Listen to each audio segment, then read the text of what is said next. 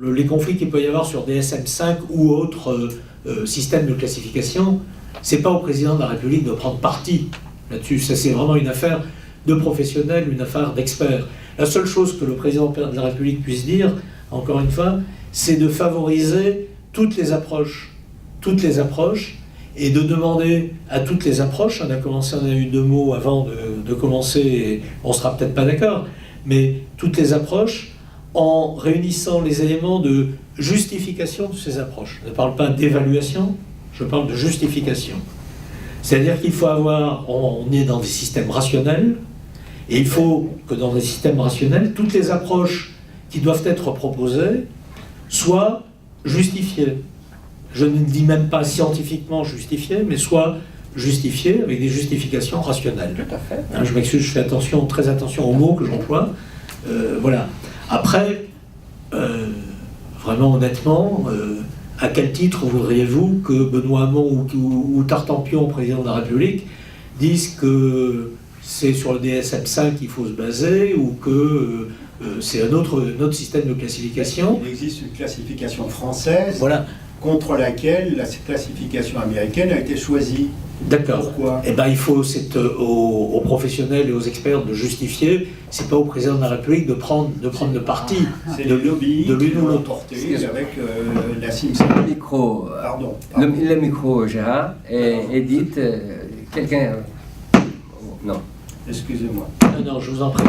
Alors, quand même, ce qui est extrêmement important, et je faisais tout à l'heure allusion à Serge Lebovici, si je ne me trompe pas, Serge Lebovici a dû être le premier Français qui était président de l'association psychiatrique mondiale, je ne connais pas le terme exact, Psychanalytique. ou psychanalytique mondiale. Voilà, il en était extrêmement fier. PA, oui. Bon, voilà.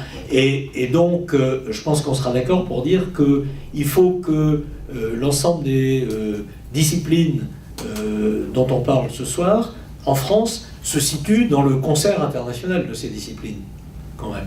On ne va pas faire Astérix et la psychanalyse en Bretagne, quoi. Donc, il faut que, quand vous dites ça a été imposé par la psychanalyse nord-américaine ou par la psychiatrie nord-américaine plutôt que la psychanalyse, il faut qu'il y ait une compréhension et une justification d'évolution par rapport à ce système. Mais la France ne peut pas se comporter comme un îlot dans un problème qui est celui de la santé mentale qui se pose dans l'ensemble des pays. Je vais peut-être terminer, si vous voulez bien, parce que la question sur les critères de recherche et sur l'évaluation scientifique qui est impraticable en psychanalyse, il faut à ce moment-là apporter, je vous fais exactement la même réponse que précédemment, c'est pour ça que je voulais lier les deux choses, apporter des justifications à d'autres modalités de réalisation des travaux de recherche. On peut. Ben voilà. Et à partir de là, les choses peuvent éventuellement évoluer. Ce que je veux dire, c'est que il n'y a aucune prise d'opposition, et je ne vois pas comment un homme politique peut avoir une prise d'opposition tranchée pour un dispositif par rapport à un autre. Il faut que l'ensemble des dispositifs qui sont rationnellement justifiés puissent être développés.